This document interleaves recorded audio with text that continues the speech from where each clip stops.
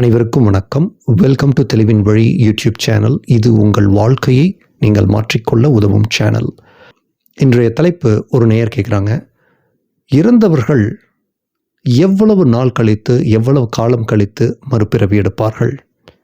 இறந்தவுடனே ஒரு குறிப்பிட்ட காலகட்டம் வரைக்கும் அவர்களால் மறுபிறவி எடுக்க முடியாது அப்படின்னு ஏதேனும் நிபந்தனைகளோ இல்லை அவர்களுக்குள்ள ஒரு கால அளவோ இருக்கா அப்படின்னு கேட்குறாங்க.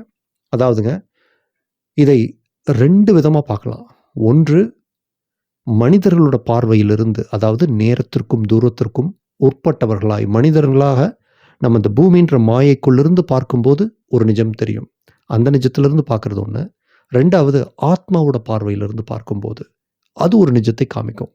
இப்போது உங்களோட எளிமைப்படுத்துதலுக்காக நான் மனுஷங்களோட பாயிண்ட் ஆஃப் வியூலேருந்து இதை சொல்கிறேன். நேர தூரம் அப்படின்ற அந்த பரிமாணங்களுக்கு உட்பட்டு பார்க்கும்போது அவர்கள் எத்தனை காலகட்டம் வைத்து எடுக்கணும், எவ்வளோ வருஷம் கழித்து எடுக்கணும் அப்படின்ற எந்த ஒரு இதுவும் கிடையாது. அவர்கள் மறுபிறப்பு எடுக்கணும்னு சொன்னால் அவர்கள் எடுத்துக்கொள்ளலாம். ஆனால் எதன் அடிப்படையில் எடுப்பார்கள் அப்படின்னு சொன்னால், இப்போ உதாரணத்திற்கு நீங்கள் ஊட்டியில் ஃப்ளவர் ஷோ பார்க்கணுங்கிறது உங்களுடைய நோக்கம்னு வச்சுக்கோங்க.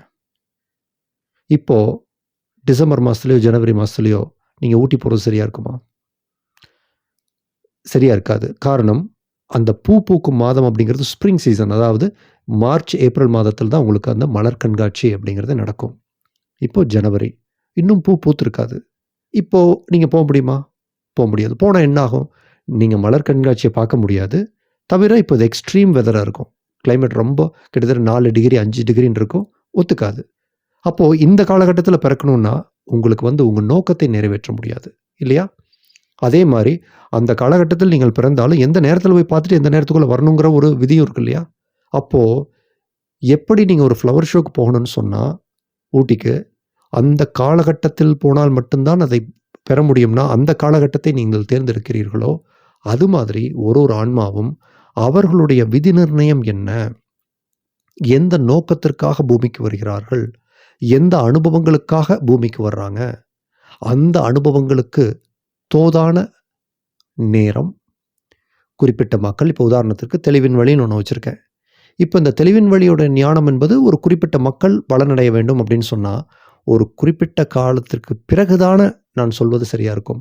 நான் இதுக்கு 5 வருஷத்துக்கு முன்னால் நான் இதை பற்றி பேசியிருந்தேன், 10 வருஷத்துக்கு முன்னால் பேசியிருந்தேன் அப்படின்னு சொன்னால் இப்போது உங்களுக்கு அது ரெலவெண்ட்டாக இருக்கணுங்கிறது இல்லை. யார் அந்த ஞானத்தால் பலன் பெற வேண்டுமோ அவங்க எப்போ அதுக்கு தயாராகிறாங்களோ அப்போ நான் ஞானத்தை தருவது தானே சரி. அப்போ நான் எப்போது பிறக்க வேண்டும், எப்போது இந்த ஞானத்தை தர வேண்டும்ன்ற ஒரு கணக்கு இருக்கு இல்லைங்களா? இல்லையா?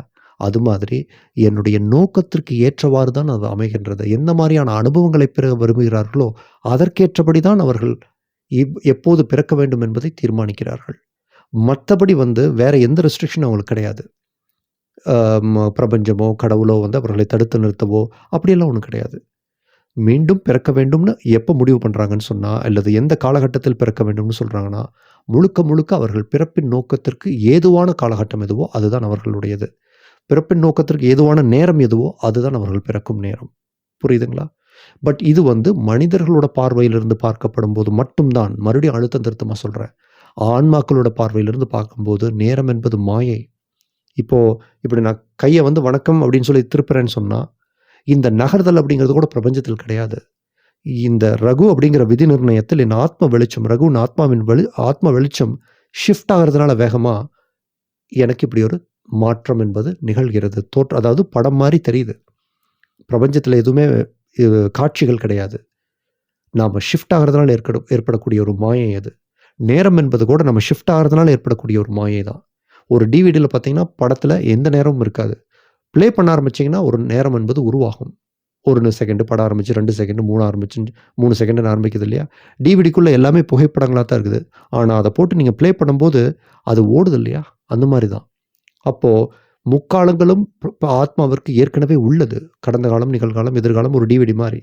எந்த ஆன்மா இந்த குறிப்பிட்ட காலத்தில் நான் பிறக்க வேண்டும்னா அந்த குறிப்பிட்ட காலம் போகும். இப்போ நம்ம இறந்துடுறேன்னு வச்சுக்கோங்க. நான் இறந்ததுக்கப்புறம் 2024 25 அப்படின்னு நான் பார்க்க மாட்டேன். ஆத்மா அப்படின்னு போகும்போது இப்போதுன்ற ஒரு கணத்துக்குள் நான் சென்று விடுவேன். எனக்கு இந்த பூமியில் இருக்கக்கூடிய அந்த குறிப்பிட்ட குரூப் அக்ரிமெண்ட்டில் போயிட்டு இருக்கிற நேரம் எனக்கு பொருந்தாது. அது ஒரு குறிப்பிட்ட காலகட்டம். அந்த காலகட்டத்தில் நான் போகணும்னா மீண்டும் 2029 8லயோ 7லயோ எப்போ வேணால் பிறக்கலாம். பட் ஆனா, இப்போதும் கடந்த காலம் என்பதும் சில ஆன்மாக்கள் வாழ்ந்து கொண்டிருக்கின்றன. அது ஒரு டிவிடி மாரி கடந்த காலம்னு. அது யார் வேணா பார்க்கலாம். இப்போ படையப்பான்னு ஒரு படம் வச்சிருக்கிறீங்கன்னா, ஒரு 100 பேர் படம் பார்த்துட்டு இருக்காங்கன்னு வச்சுக்கங்க. ஒருத்தன் ஃபர்ஸ்ட் சீன் பார்த்துட்டு இருப்பான். ஒருத்தன் கிளைமாக்ஸ் பார்த்துட்டு இருப்பான். ஒருத்தன் இன்டர்வல் பார்த்துட்டு இருப்பான். அப்படின்னு 100 பேர் 100 விதமான காட்சிகள் அப்போ அந்த படையப்பாங்கிறது வந்து முக்காலம்னு வச்சுக்கங்க. கடந்த காலம், நிகழ்காலம், எதிர்காலம்னு அந்த முக்காலங்களும் நிகழ்ந்து கொண்டு தானே இருக்கு. ஒரு ஆத்மா கடந்த காலத்துக்குள்ள விளையாண்டுட்டு இருக்கு. ஒரு ஆத்மா நிகழ்காலத்துல, ஒரு ஆத்மா எதிர்காலத்துல விளையாண்டுட்டு இருக்கு. அப்படி முக்காலங்களும் அதுக்கு வேறு மாரி தெரியும். நம் நேரத்திற்கு உட்பட்டதுனால நமக்கு இப்படி ஒரு மாயை தெரியுது. இது ரொம்ப காம்ப்ளிகேட்டடான சப்ஜெக்ட் எதுவும் கிடையாது. ஆனா மக்கள் ரொம்ப காம்ப்ளிகேட் பண்ணிக்கிறாங்க. ஏன்னா அவங்க நேரத்திற்கு உட்பட்டே எல்லாத்தையுமே பார்த்துக்கு புரிஞ்சு பழகிட்டு, இப்ப நேரத்திற்கு அப்பாற்பட்டு அப்படிங்கும்போது வந்து அவங்க புரிஞ்சுக்க முடியறதில்ல. எல்லா ஆன்மீகங்களும் இந்த நேரத்துக்கு உட்பட்டு தான் சொல்லியிருக்கு. பட் நேரம் என்பது ஒரு மாயை. Time is an illusion. Everything already exists. நேரம் என்பது உருவாக்கப்படுகிறது. ஒரு ஷிஃப்டிங்கில வரக்கூடிய சைட் எஃபெக்ட். அப்படிங்கும்போது அவர்களுக்கு வந்து அவங்க பிற்கால ஆன்மாவை பொறுத்தவரைக்கும் வேணும்னா அவங்க கடந்த காலத்திலயும் பிறக்கலாம். இயேசுநாதர் வாழ்ந்த அந்த 2000 வருஷம்ன்றது இப்போ நடந்துட்டு இருக்குது. ஒரு குறிப்பிட்ட ஆத்மாக்கள் அந்த நிர்ணயத்தில் விளையாண்டுட்டு இருக்காங்க. இதெல்லாம் வந்து பதிவு செய்யப்பட்ட நிகழ்வு. பதிவு செய்யப்பட்ட ஒரு வீடியோ கேம் மாரி, ஒரு படம் மாதிரி. யார் வேணா எந்த சீன் வேணாலும் போய் விளையாடலாம். புரியுதுங்களா? அது அப்போ வந்து கம்ப்ளீட்டாவே மாறி போயிடும். ஆத்மாவோட பார்வையிலிருந்து பார்க்கும்போது. அதே மாரி நீங்க வந்து ஒவ்வொரு கணத்திலும் புது புது மனிதரா மாறிக்கிட்டே இருக்கீங்க. இப்ப நான் அந்த வீடியோ பேச ஆரம்பிச்சம்போது இருந்த உடல்ல இப்ப நான் இல்ல. வேற உடல்ல தான் இருக்கிறேன். ஒவ்வொரு நிமிடமும் கோடிக்கணக்கான உடல்கள் நான் ஷிஃப்ட் ஆயி போயிட்டு இருக்கேன். அப்படிங்கும்போது, நான் ஒரே உடல்ல இருக்க மாரியான ஒரு கன்டினியூட்டி, தொடர்ச்சி என்ற மாயை என்பது உருவாக்கப்படுறதுனால தான் வந்து எனக்கு நான் ரகு, சில அடையாளங்கள் என்னோட நாலேட்ஜான மனசுல இருக்கு. என்னோட ஒரே உடல்ல இருக்கிற மாரி ஒரு எஃபெக்ட் கிடைக்குது. இது வேறு, ஆத்மாவோட நிர்ணயம் என்பது வேறு. இந்த 2யும் நான் சொல்ல வேண்டிய கட்டாயம் என்னன்னா, உங்களுக்கு புரியணும். இந்த போன ஜென்மத்தில நான் இப்படி வாழ்ந்தேன், இந்த ஜென்மத்தில இப்படி வாழ்ந்தேன். இப்போ இறந்தவங்க அடுத்த பிறப்பு எப்ப இருப்பாங்கன்றதுக்கெல்லாம் கடந்த ஒரு உயரிய ஆன்மீகம் ஒண்ணு உண்டு. அதையும் நீங்க கத்துக்கணும். சும்மா எப்போ வந்து அடுத்த ஜென்மத்த எடுப்பாங்க, காக்கா பிறப்பாங்களா, குருவியா பிறப்பாங்களான்னு கேட்டுறக்கூடாது. This is all illusions. இதெல்லாம் ஒரு மாயை. பட் இருந்தாலும் இத கிரகிச்சுக்காதவங்களுக்கு நான் ஏற்கனவே இந்த மேல சொன்ன பதில் தான். ஒரு ஊட்டிக்கு போனீங்கன்னா எப்படி நீங்க பிறப்பீங்களோ அந்த மாதிரி. சரியா? நான் மறுபடியும் பாருங்க. இந்த நேரத்திற்கு அப்பாட்ட ஆன்மீகத்த தான் ஃபோக்கஸ் பண்றேன் பாருங்க. நேரத்திற்கு உட்பட்ட ஆன்மீகத்த நான் ரொம்ப ஃபோக்கஸ் பண்றதில்ல பாருங்க. அதுதான் எல்லா ஆன்மீகவாதிகளும் சொல்லியிருக்காங்களே. முற்பிறவி அது இதுன்னு. Everything already exist. சரிங்களா? ஆன்மாக்களை பொறுத்தவரைக்கும் இப்போதுன்ற ஒரு கணம் மட்டும் தான் உண்டு. இதெல்லாம் வந்து நீங்க தியானிச்சு பார்க்க தான் உங்களுக்கு வந்து ஆன்சர் தெரிய ஆரம்பிக்கும். தேடல் இருந்தா மட்டும் தான் அதுக்கு விடை கிடைக்கும். அப்படியே நுனிப்புல் மேயிற மாரி அப்படியே மேய்ஞ்சுட்டு அப்படி போயிட்டீங்கன்னா, இதுக்கு உங்களுக்கு சிக்காது. இந்த ஞானத்தை பெறுவதற்கு கிட்டத்தட்ட எனக்கு 4 ஆண்டுகள் ஆச்சு. கேட்டுக்கிட்டே இருக்கும்போது தான் அந்த நேரத்திற்கு அப்பாற்பட்ட ஞானம்ன்றது கொஞ்சம் கொஞ்சமா டவுன்லோட் ஆகுது. அப்படிங்கும்போது, இதுக்கு நீங்கள் தேடலில் இருந்தால் மட்டும் தான் நான் சொல்ற இந்த உயரிய ஆன்மீகத்த பிடிக்க முடியும். அதெல்லாம் எனக்கு தேவையில்ல சார். எனக்கு கேட்கிற கேள்விக்கு சிம்பிளா பதில் சொல்லுங்கன்னா, அந்த நேரத்திற்கு உட்பட்ட ஆன்மீகம். சரிங்களா? Thank you very much. உங்களோட பொன்னான நேரத்துக்கு என்னுடைய மிக்க மகிழ்ச்சி.